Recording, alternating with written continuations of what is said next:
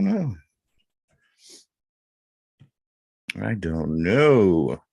He may or may not pop in. Derpy. Yeah, he's a weird one. He's the diva. He is a diva. I don't think he likes me very much. You blame him? No, I know me. I barely like you, and you're my best friend in the whole entire world. Get right back at you. It's a struggle every day to do this show. Right? Like, oh, I gotta talk to this asshole. Oh shit! There goes monetization. There goes this episode. As I'm turning on monetization, I am just swearing. There we go. Oh god, maybe it'll make it through the filters. Maybe it's not recording it, is it? Yeah, it's recording, man. We're live and ready. How come I didn't get? Why did my box come up? Oh yeah, we're up and live. I'm sorry. I thought we were just doing a bit through the opening. Oh, so listen, are we on or? Yeah, we're on. Why didn't I get my second box? I don't know why you didn't get your second box. Like nothing ever came up that said that it was. Oh, you know why? You know why? No. Because they redid their whole thing. Because I didn't hit record. Because I didn't hit record because they changed. Zoom changed their setup on my screen, and yeah, I messed up. My bad. Good morning. Good morning, everybody. Yeah, welcome to the show. Welcome back. It is episode 426. Mike, I don't know. I'm rusty. I'm sorry. I'm rusty right now. No, you're fine. I'm just thinking Derpy, his ass better show up today because we got picks to do. I know. And he always got to play games on pick days. He is I don't know what it he doesn't want to lose is what it is. He's a diva. He is a diva. What are we in week 6 already? Week 5? And we only have a 3-0. You know what I mean? We only have 3 games in as far as betting because of Derpy. He's got to get his ass down here. He is just ruining our mojo this season. It's bad enough last season I lost to inanimate objects. Yeah. Every season it's something. I lost to a dummy. It's like this is scripted. I think it's more scripted than the NFL. I think we may have better writers. We may. We got Derpy. They don't, so they might win. Devin Bush, 1 tackle this season. I think he's battling an injury or something, but his numbers, Mike, right now, Devin Bush, after 5 weeks, 1 tackle. That's not good. That's fumbles, nothing extra. 1 tackle. I don't need to check out his PFF grade. I think that might be the easiest grade there is. And yeah, talk about someone who had all the talent in the world and just threw it away. Ever since the injury. It is because he was playing really, really well. We thought, okay, this kid's looking like he is going to be able to fill into that Shazier role. He's going to develop into that guy.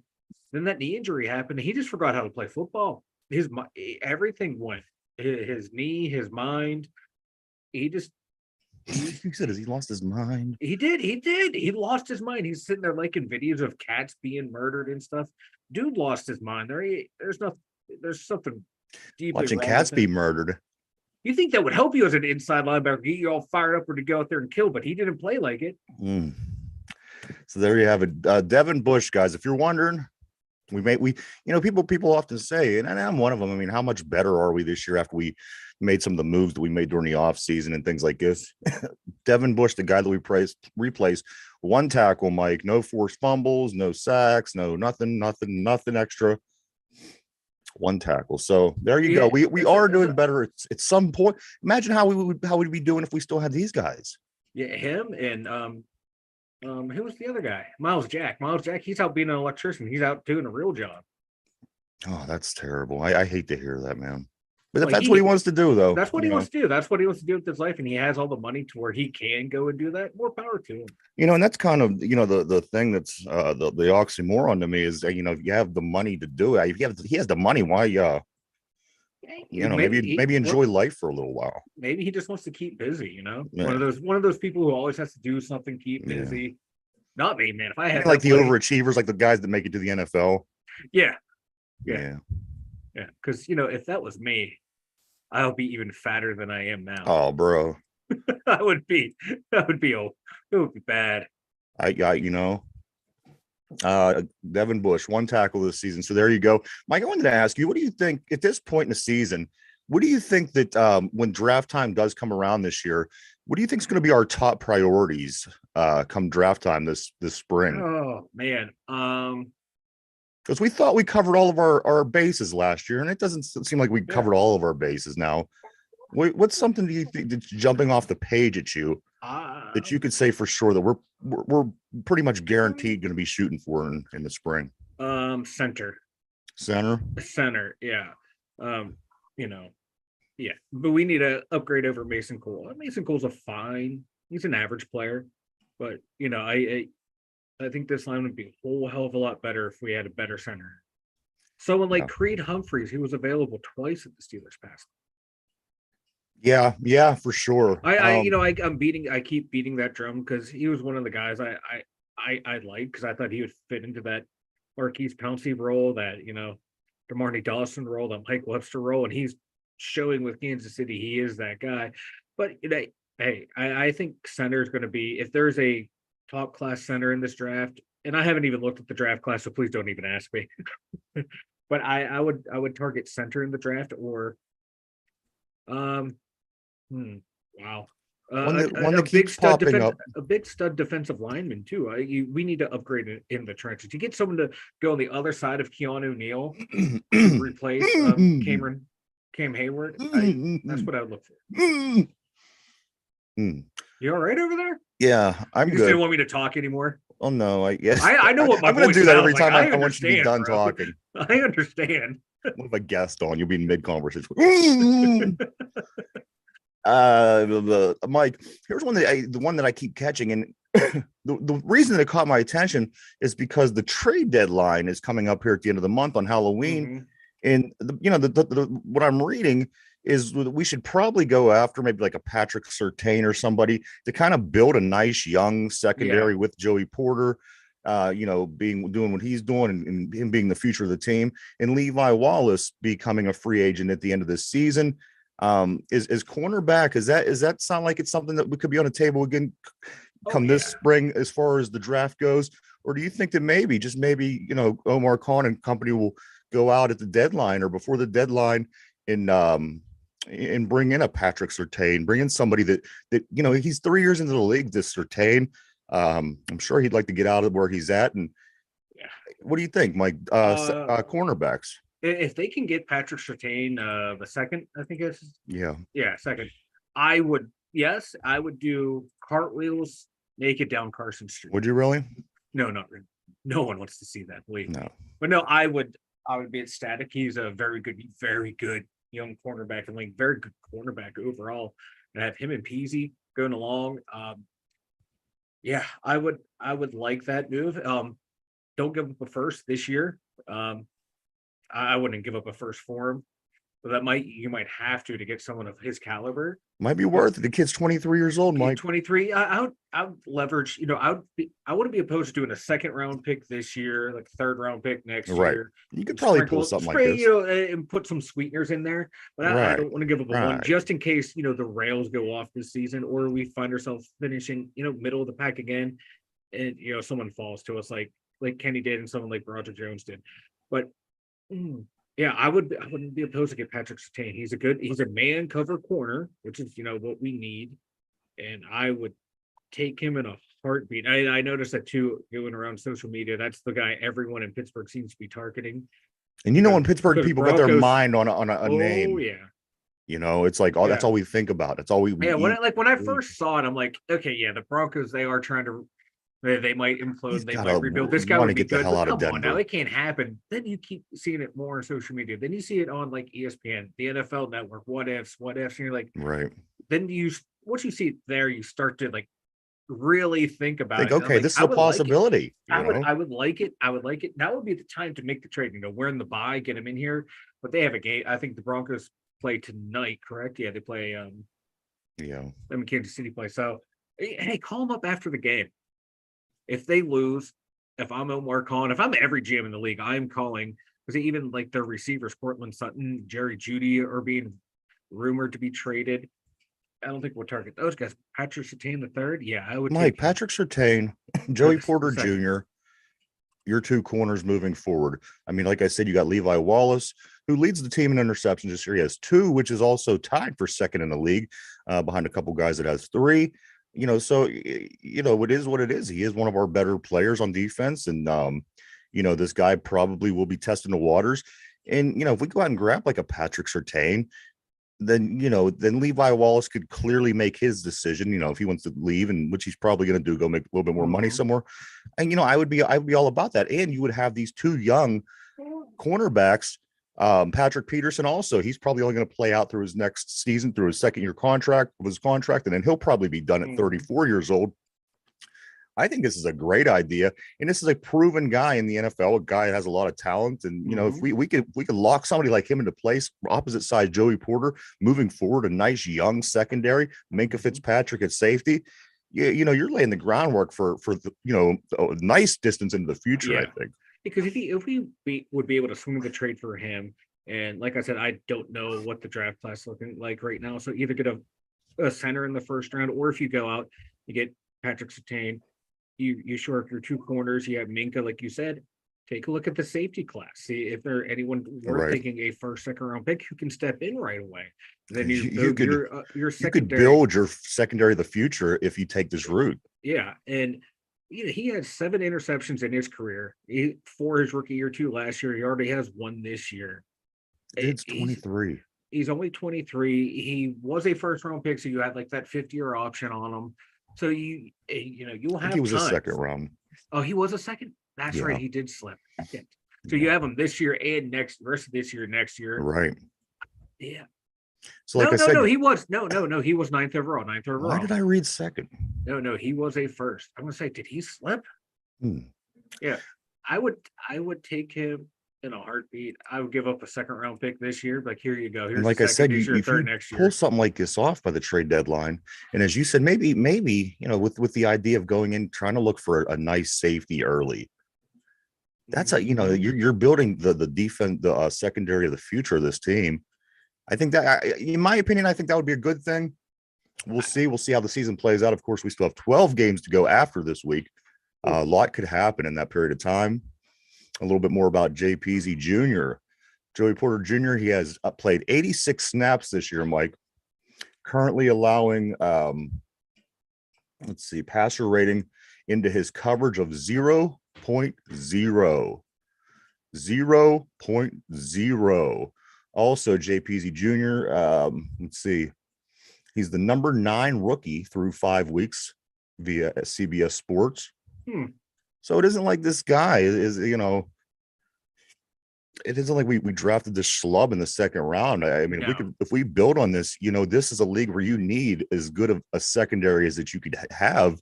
And I think by building a secondary and building a strong secondary, and in the case, if we would decide to go after Patrick Surtain, I would be all aboard, man. I mean, we have other obvious things that we have to keep an eye on and possibly work toward. But, again, in this passing league, have a secondary that you're happy with and that you think that could be, a good, productive secondary moving forward. I think it's a great idea. I read this, and I am one of them Pittsburgh guys. I'm going to think about Patrick Surtain every day.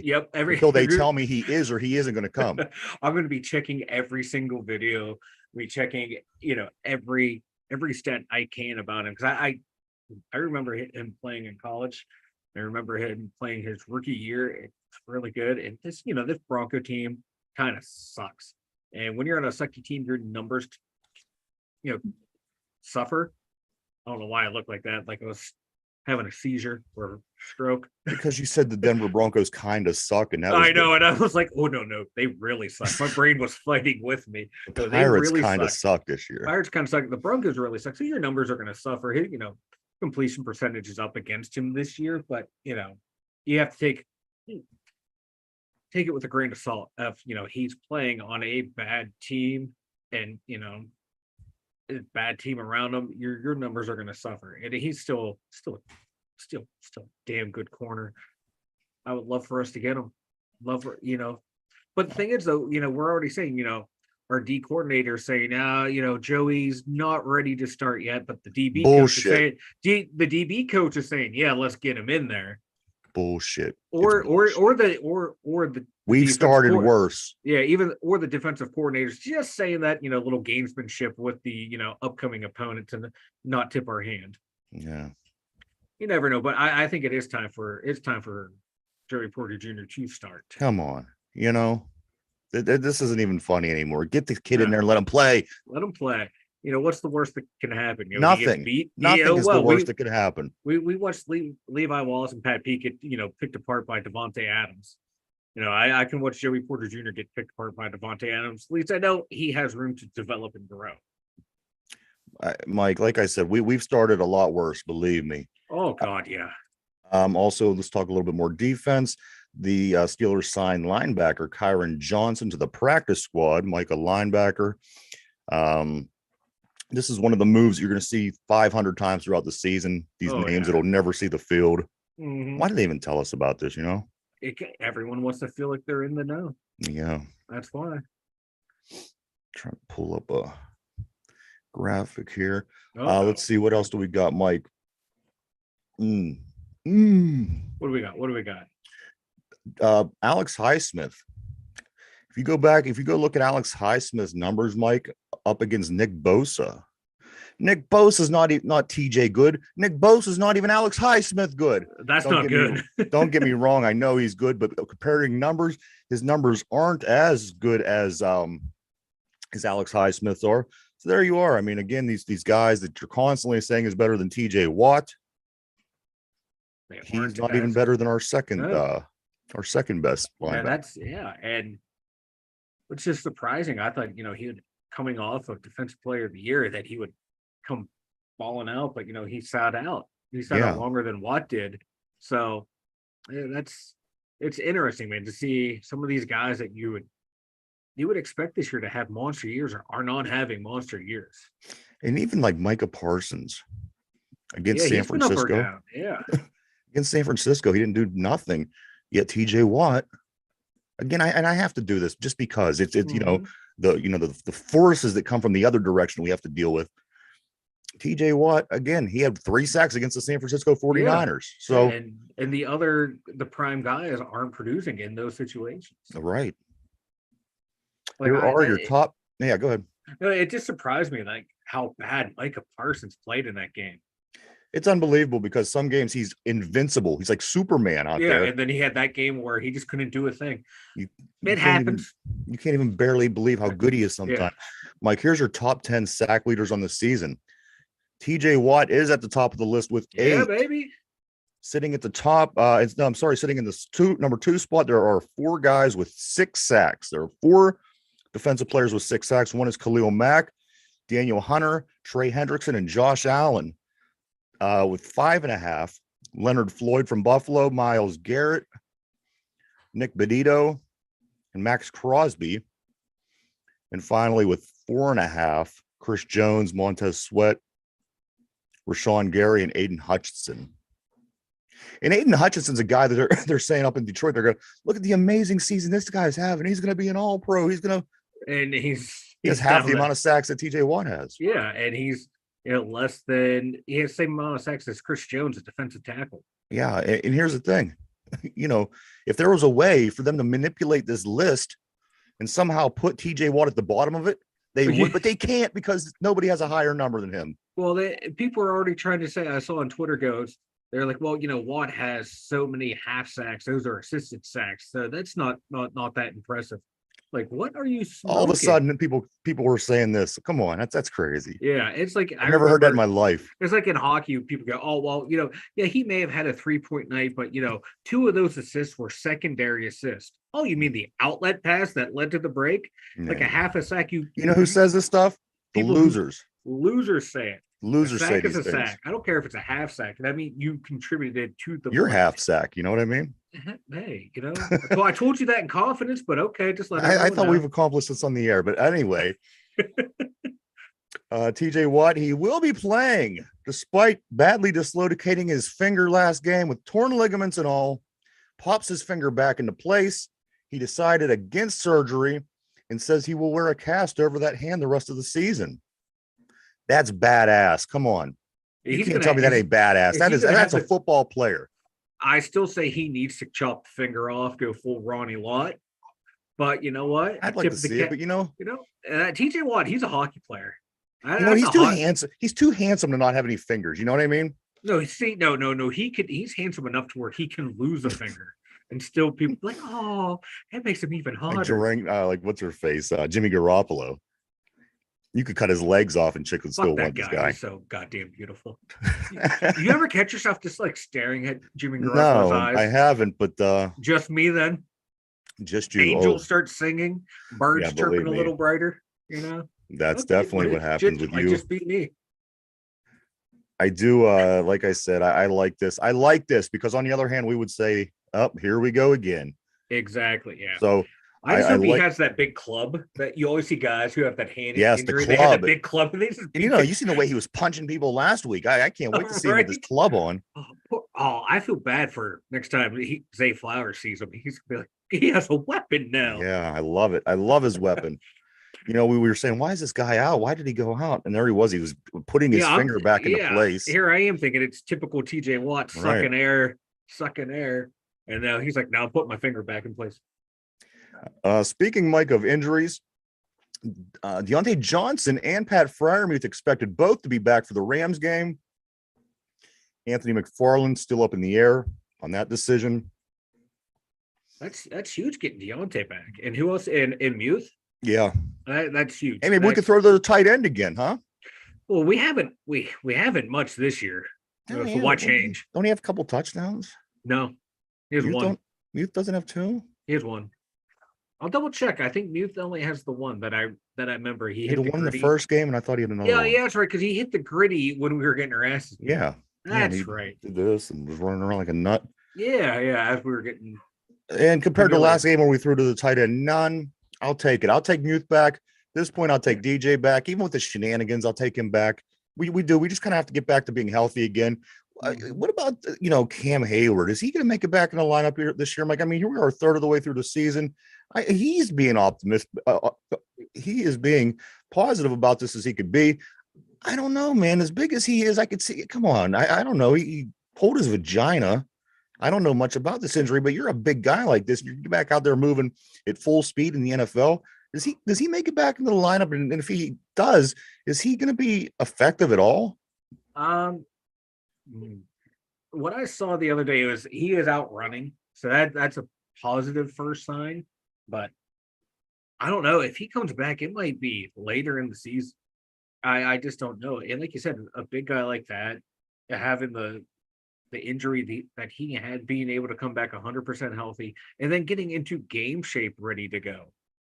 That's going to be a huge ask. And everybody else that's lining up across from him, they're going to be mid-season form when he gets back. And he'll be more rested, but they will have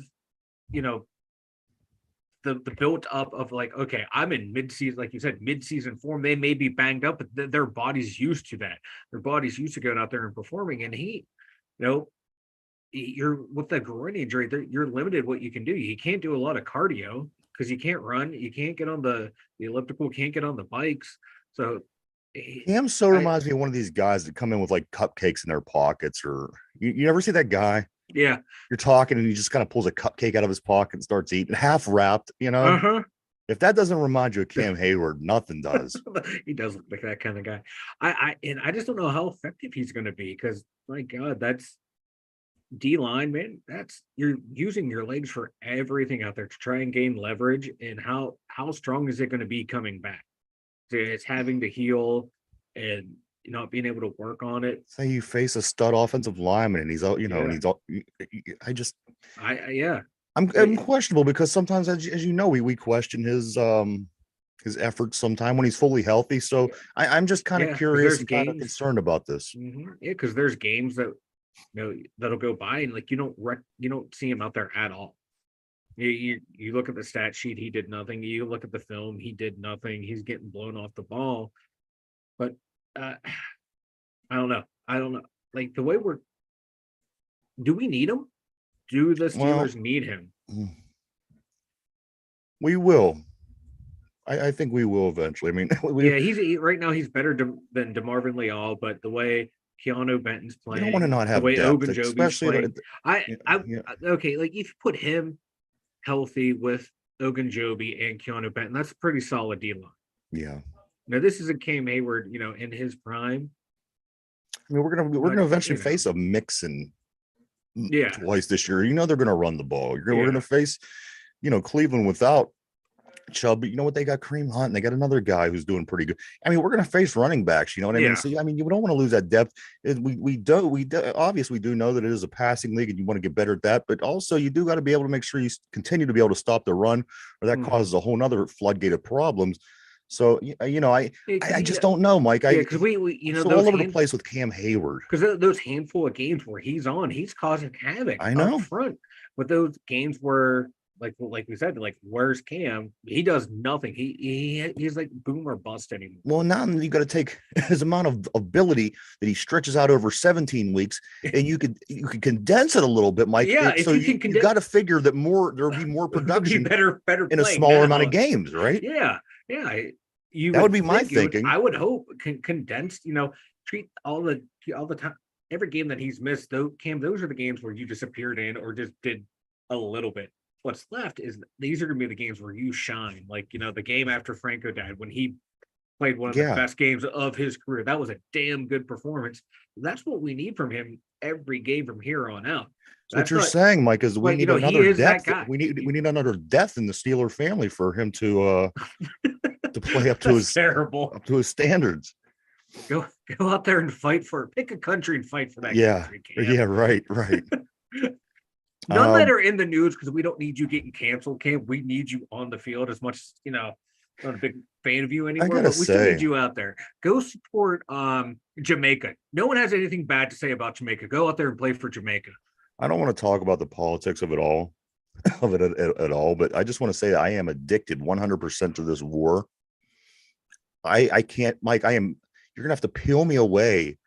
I can't stop watching the war. And you know what? It goes back there. It's a deep, demented issue, because when I was 32 years ago, when the Gulf War was happening, it was the same thing. I was totally addicted. Now they have cameras everywhere. Yeah. I watched this YouTube site that has like 8 cameras going at one time in the battlefield and in this town. And Mike, I'm addicted. I'm addicted to the war. If this isn't like peak, I don't like capitalism, peak, first world problems, I don't know what it is. Like, we're sitting here we're gonna pick country A, country B, group A, group B, root for them, and root against our offensive coordinator all at the same time. I am waiting for a fire Canada chant to come out of the out of the Middle East. Yeah. I'll let you know when I see the sign pop up. It's gonna happen. It's spreading everywhere like a virus. I love it. Canada chant. Whether they do, whether they don't, I think it's great. I love seeing that. I love seeing that Fire Canada flag or sign pop up everywhere. That's what's going to unite the Mid East. That, you know what? Wouldn't that be something? Fire Canada. I think everyone can get around the Fire Met Canada. Forget the Saudis. We have Met Canada. We could solve this thing. Right. Don't turn to the two Dum Yinzers for your international news. Yeah. We follow it and barely know what's going on. I'm so addicted. I can't stand it. I got a problem. I got to tell my psychiatrist about this. Oh, God. So that means me? Well, yeah. Oh, fuck. Jaylen Warren, 13 forced missed tackles on receptions, which is number 1 in the NFL. I'm like, nobody has more than Jaylen Warren. This kid is a budding star, in my opinion, Mike. Whatever they do, if they decide to swap out Najee for Warren, I'd be fine with that, which they're not going to. But moving forward, I'm not sure where Najee's contract is or anything like that. I haven't really looked into anything as far as how many even years. I can't recall how many years he's been in. 3 years, maybe. I don't know. 3 years. He has 1 year plus that 50-year option available. So, you know what, this Jaylen Warren, man, I would love to see this kid get more touches. He's going to be productive. He's very productive. And you know what, Najee, he's a violent runner. He's kind of, you know what kind of the word that comes to my mind to describe his style. And I probably am wrong by using this word, but Najee is kind of soft. In a sense, kind of soft. Now, don't get me wrong. I see this guy take people. I know what you mean. By their body and raggedy them to the ground like they're nothing. But compared to the way that Jaylen Warren runs, Najee just looks soft out there. Yeah, like You Jalen don't want a Warren. soft running back. You Yeah, can't have a soft running back. Jalen Warren. He's a cannonball. He's shot out. He looks like he's shot out of a cannonball. And I see what you're saying about Short, he's Najee. stout, he has that low Yeah, center of gravity. where like you want Najee just to go in there and bowl people over the way like Bettis would. Bettis would, he'd try to get quote unquote get skinny through the hole, little Yeah. shifty, but he would lower the boom. It's like where Najee wants to be like a Le'Veon Bell type runner all the way through the run, where Lev Bell was that dancing guy, but when it came time to hit the hole and get violent, he got hit the hole and was violent. Najee just wants to kind of like dance through, Jalen Warren. but then he has those runs where he does bowl people over. I And know. he said he throws them to the ground. It's like he doesn't know what he. I seen a guy needs bounce to one do. time that he threw to the ground, Yeah, and the guy yeah. bounced, Mike. Yeah, People it's don't like- bounce. People don't bounce. People don't bounce.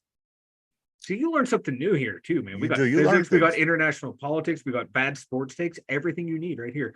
But no, like Najee, he doesn't know what he wants to do when he runs. Yeah. That's what it's not that he's lost or confused. It's Right. like, That's kind of like because he just doesn't. He's not doing what comes natural to him. he's He's thinking. overthinking. He He's needs to stop overthinking. thinking. Don't think. I Mhm. tell you that.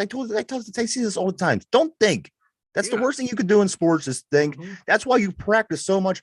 That's Yeah. why you prepare your motor, Mhm. what's it called, your motorized skills or whatever it is, Yeah. because you want Muscle your memory. body Yeah. to be able to react in game time as it is when you Mhm. practice. You get in there, you think, you don't play to your potential. Jalen Warren, come on, this kid ain't thinking. He gets the ball and he, like you said, a cannonball, boom, right Gone. into the line.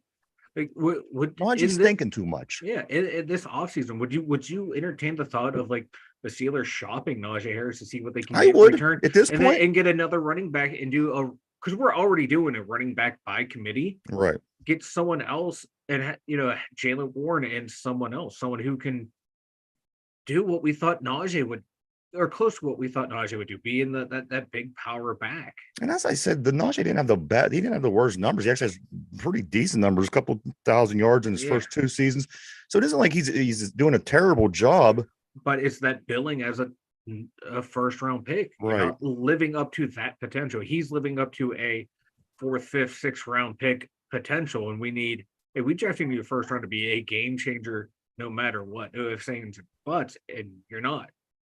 And that's just unfortunately that's the standard he's going to be held to because he wasn't number one. That's why we're hard on Cam Hayward because Let me tell you something. he's too, a star Mike. player, makes a lot of money. You're held to that high standard. A lot of times our offense is predictable in a sense that a lot of times these guys come out, and I know I haven't read this somewhere. I can't even think where I've seen it, but when Najee gets in, and they're in certain formations, the defense or the offense is not complicated enough for the defense to wonder what's going on. If it's a certain situation, a certain down, Najee's in and it's a certain formation, he's getting the ball. And if you're an NFL defense, 9 times out of 10, you pick up on these things and bam, you're right there before he gets out of the backfield. Now, that being said, Jalen Warren finds his way out of the backfield no matter what. They got to know he's coming right at him. Yeah. So I in that sense, I think Najee, what are you going to do? He's kind of the offense stinks, and it's really hurting everybody. Yeah, but even like and Jalen Warren though, you look at his formations that he's in, you can tell they're going to be run plays too. Right. So excuse is starting to wear thin for me when it comes to Najee. Like we look at Warren, we can tell, okay, the way people are lined up, that this is going to be a run play. And, the players know it better than we do because they're seeing the film. And Jalen's still able to hit holes, find holes, make a play happen. Yeah. I just think it's got to He's get a little. He's just so much more athletic than Najee is. Yeah. He's able to make things happen. He's a baller. He's a Yeah. gamer. Yeah. He's a gamer. You put him in there, you're going to get top production out of him no matter what. He's not thinking. He just grabs the ball. He goes. He does what he does. He does it well. Like, I want Najee to succeed because he's a Steeler, but no, you have to call it as you see it. You can be fans of these guys, but you got to be honest. And you see that a lot online. Like, if you criticize these guys, people take it so personal, so serious. Like, no, like I want whoever's out there to win. I want them to win. I remember when I was a kid, I was a Mets fan for a while. And I remember I beat people up because they talked about the Mets. I lived in Pittsburgh. My friends would, he's Mets. I beat kids up. I threw kids in the creek and things like this. And so I get it. Yeah. That's your team. You pick a team, you stand behind them. And Mike, Broderick Jones versus the Ravens allowed 0 pressures allowed. 0 pressures allowed. He had a 97.6 run block win rate, 97.6% run block win rate, and 95.3 XQR. Mike, Broderick Jones didn't play too bad for the guy that they were hesitant to put in there at the Yeah, left tackle. Why let this kid play? I think that was the change. That was the game that he yeah, needed. yeah. That was the game he needed. I think like this may have quasi been their plan all along. Let him get through, the first couple games. Those first 4 games, like we're going up against what Bosa, Max Crosby, Miles Garrett, and so let Dan Moore, who had We did get a lot of them early. yeah, but like Dan Moore, Man. he's like throughout his career has had damn good success against those type of players. So I had no problem, letting Dan Moore start the season, and then like around like this time, you make the switch. Yeah. And whether the injury, sped up that process or forced their hand, you know what? That's what kind of happens. But they were gonna all those years ago. Ben was supposed to be brought along slowly. Injury happens, boom, thrust into the starting lineup. It was the best thing that happened for the team and the organization. You don't wish an injury on anyone, but sometimes it works out in the team's favor. Yeah. But I think Dan Moore's still going to be a valuable piece to this. Maybe, O-line. just maybe, Patrick Peterson will drop his dentures or something, and they'll have to finally let JPZ Jr. into play, and that'll be the moment. No, they'll put Sullivan on the outside. Yeah, they'll find a way. They'll find a way to keep Porter. Speaking of Broderick Jones, a first round buddy of his from this year's draft, CJ Stroud, like this kid down in Houston. If I wouldn't have played him, I wouldn't believe it. But we played him, and so far this year, Mike, CJ Stroud has 1,461 yards, 7 touchdowns, no interceptions, 98.4 rating, and a 61.3 completion percentage. Wow. Yeah. That's all I got to say about this kid. Wow. Like the only knock is that completion percentage. It's lower than you'd like it to be, but not bad for a rookie who has 0 interceptions. And we saw that on that game. These aren't like he has 1,500 yards after a third of the. He's on pace for 4,500 yards. Yeah, 5,000 yards almost. Yeah, and this is the guy a lot of people thought like, oh, he had all these great receivers down in Ohio State. They made him. He's looking like the real deal. And, I watched him, in college. I hated it. I hated watching him in college because he would always beat Penn State. But he was a damn good quarterback. You saw it there. He was going up against some of the best and just picking them apart. And he had that confidence. They should have won that game against Georgia. He led that team down, and then their kicker shanked it. If the kicker makes that kick, he engineered one of the best comebacks in college football history, but a kicker shanks it, and he was an also ran. But you saw it in that game that this kid had it. You can see that he has it, and I'm glad to see he's having the success he's having. I just wish it didn't come against us that one game. Another likely number 1 quarterback, Mike Caleb Williams. He says this. He says he'll make more money at USC than as a rookie in the NFL. So that is allowing him to pick his team, basically. And these are the teams, Mike, he listed that he will only play for in the NFL. Caleb Williams apparently will only play for the Raiders, the Giants, the 49ers, the Vikings, or the Cowboys. If this isn't a possibility, he's going to stay in college. He's going to make more money, he says, than as a rookie in the NFL. I mean, how much money is he getting if you go as a number 1 quarterback in the NFL, you're going to make more money than that? Probably, yeah, because rookie contracts are slotted. You only make X amount. So if you're a number 1 pick, though, I mean, is that? Yeah, even then, it's still slotted. Yeah, you Really? only make X amount total, and it's spread out over 4 to 5 years. So yeah, and this, I'm okay with this. The draft sucks. I'm not the fan of this. You're the one that doesn't mind this. I think that this is a terrible thing. I think that you're going to say that you'll only play for so. I hope you fail. You know what? That makes me want you to fail. Not him as an individual, not you as Caleb Williams, but just as a person that has that kind of mentality. Again, you accept it. I personally don't like it. I just think, you know what? You go to who the fuck picks you. That's the way the game is played. Why do you come along and you're the exception after thousands and thousands of players played the game before you? Not a fan. It worked for John Elway. It worked for Eli Manning. No, there you go. It worked for them, Yeah, like, 2 players out of hey, tens of thousands. they said, hey, we're not playing here, and they got it to work for them, and each ended up winning 2 Super Bowls. So more power to them. But Hey, like, 2 if I'm people. Caleb Williams, and then Percentage is very low. like the Browns draft me, or the Jets draft me, you're screwed for the next 5 years. You're gonna probably So nobody should ever go into the draft. They should just continue to play college and make a career like Kenny, but now make a lot more money out of it. Max out your NIL deal, go play a year in the new XFL, USFL, and get signed to the NFL as a free agent. Blow out your knee and career will be over. Hey, Also, and my that could top happen in the 5 pros too. What's up? It could happen in the pros too. Well, yeah, I mean, you get more money for anyway. Listen, top 5 receiving yards in the NFL this season. My Tyreek Hill, number 1 with 651. Puka Nacua, who we face next for the Rams, Mike, is second. He's second leading receiver in the league with 572 yards. Mike, what's that? He's going to leap to number 1 against us. So Hill was at 1. Nakua's 2, Justin Jefferson at 3. He drew up a little bit. He's got 571 yards. And he got hurt. AJ Brown, 541 yards for Philadelphia. And DJ Moore, Mike, Chicago. Mm-hmm. You get rid of Claypool and look at this guy, huh? 531 yards, number 5 in the league. Nobody has more receiving yards than 4 of these 4 top guys. Mike, DJ Moore, the Chicago Bears. This team is my team now. This is my second team. They like DJ Moore. He was a Claypool's stud. going. I love them. He was a stud down in Carolina.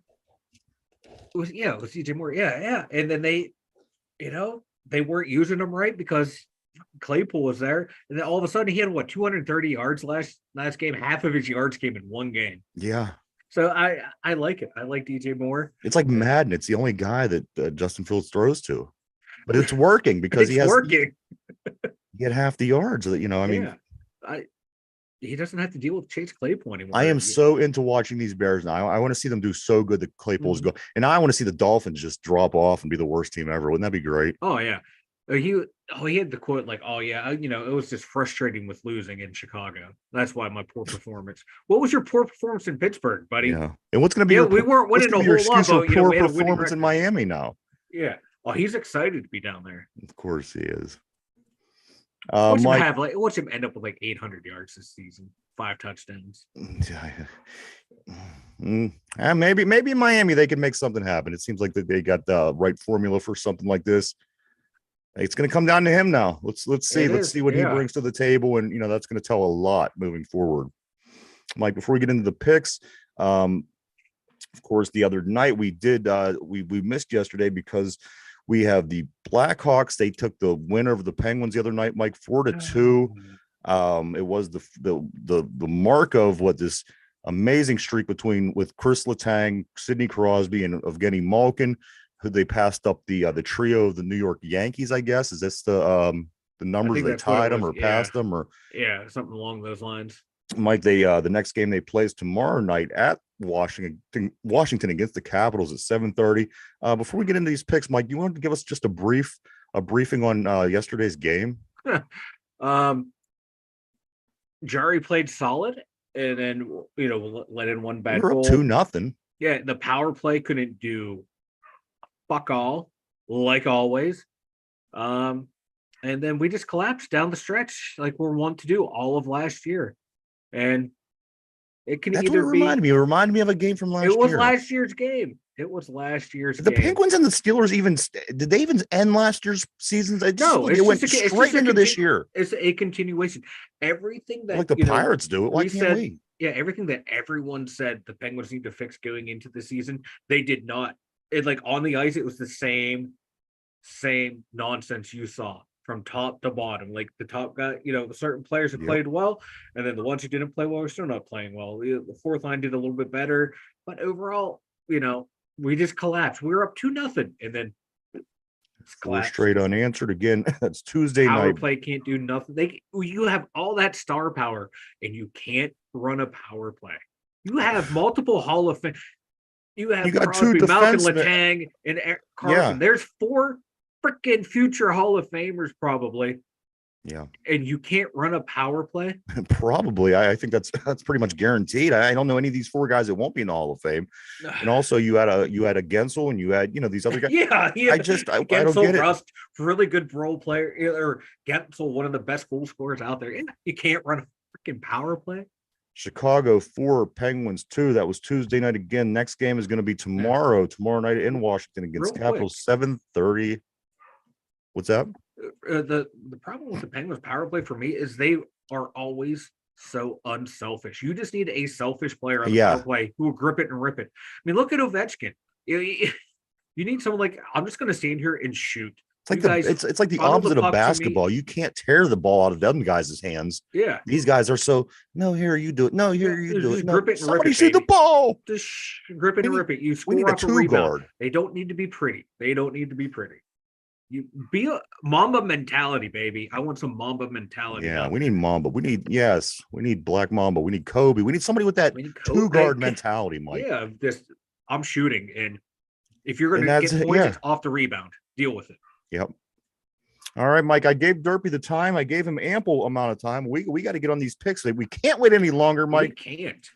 We're running really close to the deadline. I'll give Derpy a little while. If he sends him over like the other week, again, he's going to put himself behind the 8 ball. Then he shows up and wonders why he's down so big. But man, that isn't fair, man. Yeah, I mean, come on. Fair. No, the game's on Prime Video tonight. That's nice. Yeah. So the game on Prime Video, Mike. Tonight we start with the Denver Broncos, who we were just talking about with Patrick Surtain. They are traveling to Arrowhead to play the Chiefs. We have an AFC West showdown. I'm going to get your picks, Mike. Again, I'll give Derpy time. If he gets to me, he gets back to me. If not, we'll just kind of see how you do on your own. Yeah. But Mike, Broncos at the Chiefs. Who do you think's going to win this game? I'm taking the Chiefs. Denver's, they're finding ways to lose. They should have won that game last week, and they found a way to fumble it away at the end. Kansas City, they're playing well. Kelsey's a little banged up with that foot ankle injury. I think it's going to be bothering him all year, but he's still Travis Kelsey. Even if his numbers are down, teams are still paying attention to him. And then, Mahomes is doing Mahomes things at back there, and T Swift will be in the building. T Swift is 2-0 at the games. We're taking that to 3-0. Give me the Kansas City Chiefs. Never heard of them. The next game is Sunday morning, 9:30 across the pond. The Ravens, Mike. The Ravens just coming off this loss to the Pittsburgh Steelers. Nobody can describe. Even us here in Pittsburgh, we can't even describe what the hell just happened. They're going over to play the Titans. Now the Titans, they're kind of having the same kind of season the Ravens are. Sometimes they look really good, other times they don't look good. And you know what? That's kind of the way that a lot of teams look right now. A lot of these teams that are 2-2 and 3-1, or whatever. I think that's what it is. As we are, we all kind of fall in that category. Some days we look great, other days we just look like we don't know what we're doing. Mike, this game I think falls in that category. Ravens, Titans. Who do you think pulls this off? I'm taking Baltimore in a bounce back game. It's it was a typical Steeler Ravens game. Yeah. And, the Ravens had 0 drop passes coming into the game. They'd leave with 7. Yeah. So I don't think that's going to happen again. I'm taking Baltimore. I think they're just a better team than Tennessee overall. All right. First afternoon game on Sunday, Mike, the Panthers at the Dolphins. Is there any way at all that the Carolina Panthers leave South Florida with a win? Tua has to get hurt. Yeah. Could be the curse of Chase Claypool, but I am taking my hand. This would be the best thing ever. They lose. Like I'm about to talk myself into a Carolina win, but they're just like that would be the greatest thing if they lose the Carolina Panthers when Chase Claypool shows up would be the best thing ever. But God, I so want to pick Carolina, but give me Miami. I think they're too good. They're too good. Smart pick, right? Yeah. Smart money. Next game. Now this is another one, Mike. The Saints at the Texans. The Saints at the Texans. Now, you got to remember, the Saints just beat New England, who's not a good team, but they beat them with 37-0. Yeah. You don't win games in this league 37-0 unless you have something going on. Yeah. And also the Texans now, this team, I mean, come on, just with CJ Stroud alone. Mike, Saints at Texans. This is a tough one. I want to pick Houston so bad, but I think this might be the game where CJ Stroud slips a little. We're 5-6 games in. I think it's going to be a little stumbling block. I think he's still going to be a great player, but it happens to young quarterbacks. I don't think I'd love him like I do. I really love watching him play. I'm pulling a derpy. I told you. I tried to tell you. But no, I think New Orleans is going to win get this into one. it like these rookies like this. This is I really enjoy watching it. I'm taking New Orleans. No, you're fine. I'm taking New Orleans. I think it's going to be a close game, but I think this might be the one that just kind of. I think this is going to be the game where he throws 1 or 2 interceptions. Just one of those days. Everybody has one of those days. Yeah. The Washington Commanders started out. I mean, they were perfect. Couple games. I think they were 2-0, 3-0, whatever it was. Sam Howell and the Commanders, they traveled down to the Mercedes-Benz Dome in Atlanta, Georgia, to face this Falcons team, who's a bit of a surprise this year, in my opinion. Mike, the Commanders are the Falcons. These games are tough this week. Commanders or Falcons? Commanders have lost 3 straight. Is that what it is? So they were 2-0, and then they lost 3 straight. Listen to the points they've given up: 37, 34, and 40. Cool. But they're due to get back at, they're due to get back into it, but I'm taking Atlanta at home. Washington was going to be a team I was going to follow this year, but nah.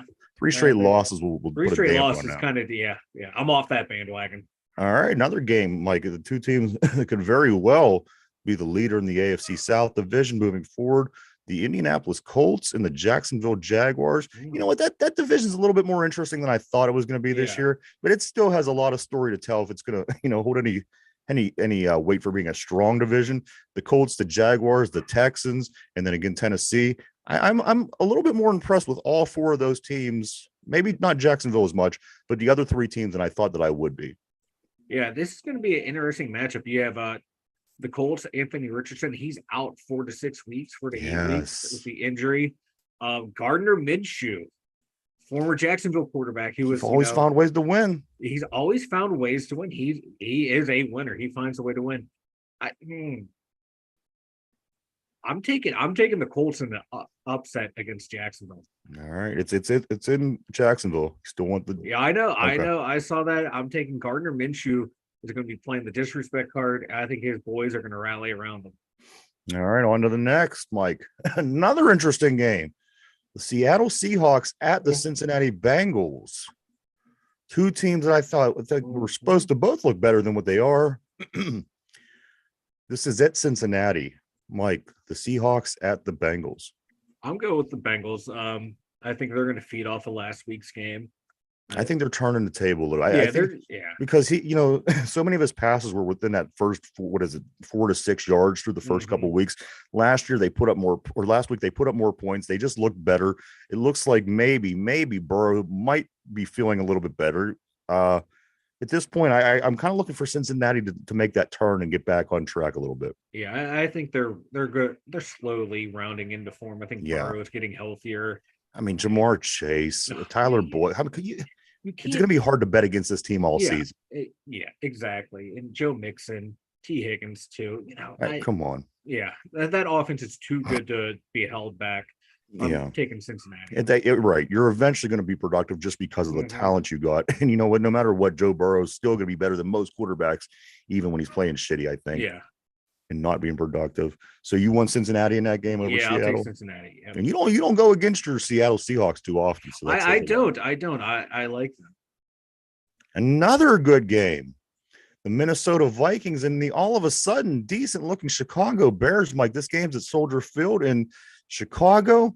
The Vikings certainly underachieving. At some point, you think they're going to have to win some football games. Mike, Vikings at Bears. This is a tough one. Man, give me the Bears. Give me the Bears. Vikings 2 in a row, baby. 2 in a row. Are you saying 2 in a row for these Chicago Bears? Let's say 2 in a row. Woo! I'm taking 2 in a row with the Bears. Vikings, Jetta, Justin Jefferson, he's out with the hamstring injury. Yeah, that hamstring this year. It's plaguing the NFL. I've never seen this. It's insane. So, but yeah, Give me the All Bears, right. baby. Fair enough, Mike. Next game, 49ers at Browns.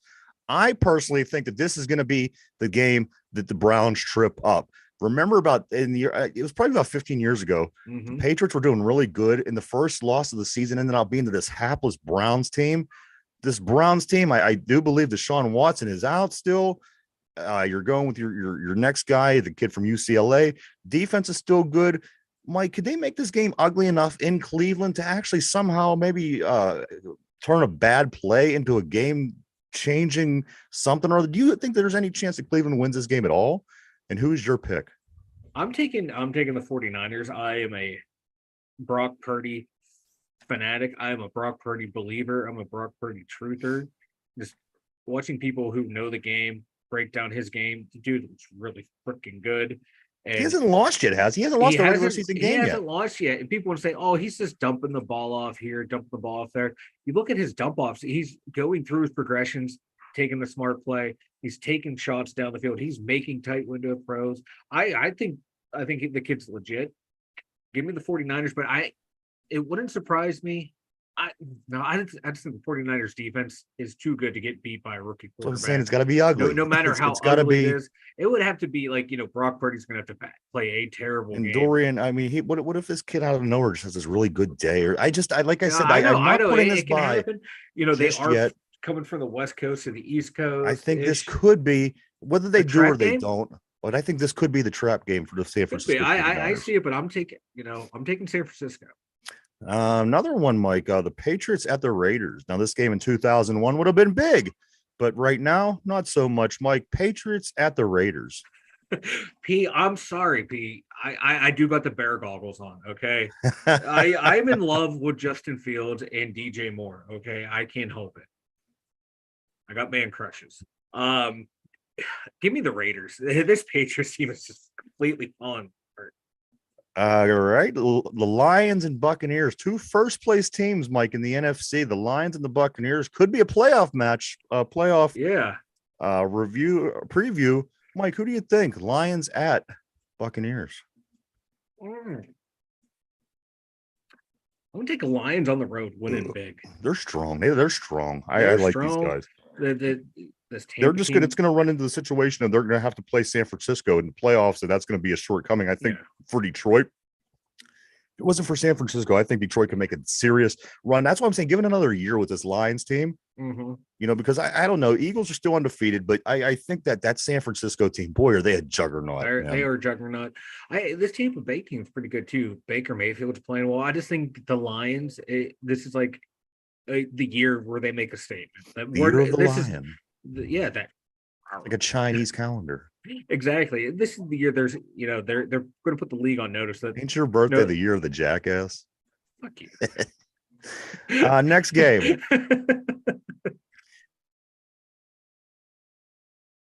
Cardinals at Rams, Mike. Cardinals at Rams. I believe Connor's out. Give me the Rams. The Rams are going to steamroll the Cardinals, and they're going to come in high next week, thinking they're going to beat the Steelers, and the Steelers are going to whoop some ass. Right, fair enough. Yeah, give me the Rams this week. All right, we're getting close on time. We have 3 games left. Here we go. Last 3, Mike. The last game on Sunday afternoon is the Eagles at the Jets. Is there any chance that the Jets win this? Oh, God, no. Yeah. If I'm the Eagles, I just push all the way downfield. Just Jalen Hurts every single play, just right up the middle. Sunday night, the game is a rematch of the Super Bowl from the early 90s. The Giants and the Bills ended in a 20-19 wide right kick, if you recall. But this, again, Mike, at this present time, these teams aren't the same team. Buffalo might be. I don't know. Giants at Bills. What do you think? Even though the Bills, my God, they've been up and down all year. They are still on their worst day, better than the Giants on their best day.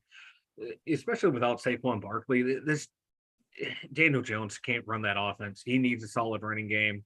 They got problems. New York, give me the Bills. Oh yeah, you got the coach just befuddled by his starting quarterback that they gave all that money to. That's never a good sign. Finally, last game, Mike, Monday night game is the Cowboys versus the Chargers. It's in LA. Mike, the Cowboys, they're trying to come back off that big loss to the 49ers. Chargers can't seem to find their way. Mike, Cowboys at Chargers. Who do you think? I'm taking Cowboys. They're gonna come in pissed off, and I feel bad for Justin Herbert. I think Micah Parsons is gonna go out there and wreak havoc to show that league that hey, it was one bad game. All right, good deal, Mike. The Steelers don't play today, so as far as the tiebreaker, which we're gonna get just in case Derpy ends out coming through, let's make it the Monday night game because it's the last game of the week. What do you think the total on the Cowboys Chargers game is going to be? Think of what you believe the final score is going to be, add them up, take the sum, give me the number, and that will be your tiebreaker. We're going to look for the number to get closest to the final score without going over is the goal. I'm taking Dallas 28, Chargers 17. 28-17. So that is 45 points. 45. That is your total for your tiebreaker. So you are etched in stone, Mike.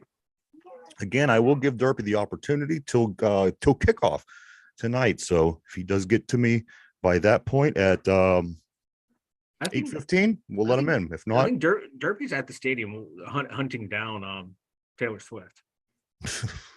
Yeah, but the Chargers just can't get out of their own way. P. They're just that organization. Mike, why don't you go ahead and tell everybody about the website? The 2dumyinzers.com, the number 2 DUMYINZERS.com.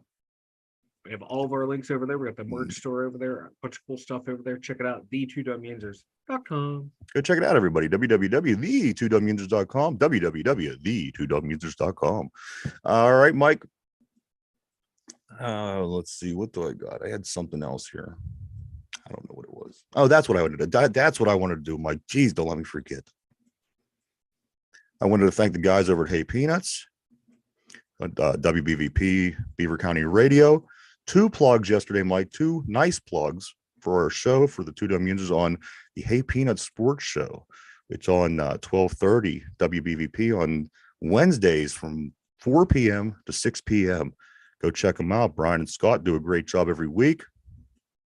We want to say thank you. Thank you for the plugs, as always. Also, we do want to thank everybody for checking us out. As always, we appreciate each and every one of you. Everyone. Love you. Mike, you got anything before we take off? I got nothing. I'm just ready for. I hate the bye week. Why don't you give me a little? I hate the bye week too. I always did. I always did. It seems like you're always waiting a week sometime. You know, remember between preseason and the season, there was a 2-week wait. You blink your eye. Now we're in a bye week. So it seems like you're always waiting. It is too. It's give me a little. What do you think, Mike? Penguins, Capitals tomorrow. Penguins are going to win. Nothing resets the focus like playing the Caps. Playing, once again, Sid Ovi. Yeah. God, enjoy it while it lasts, because my God, this is the last go. It can't possibly last much longer with these How many more games are we able to watch? Just all that talent that's going to be on the ice. Crosby, Malkin, Ovechkin, Letang, Carlson. It's just a lot of great talent. And it's not going to be around much longer, especially those guys. Just watch it, enjoy it, and hopefully the Penguins pull out the W. And as far as the Steelers go, I'm sorry. As far as the Steelers, get healthy, guys. Get these guys back. Let's come up with a game plan. We head out to LA in about 9 days, take on the Rams. So let's get your shit together. We got a big game. Hopefully we can get back on track like we did last year after the break. If we could go on a nice little tear. Again, I don't think that we're going to be in the Super Bowl this year. If we were I hope we are, but just my personal belief, I don't think we are. But going on a nice run after the break would be nice to see again. It'd be fun. It was something to get excited about. But besides for that, Mike, if you have anything else, I got nothing. All right, for Mike, myself, the 2 Dum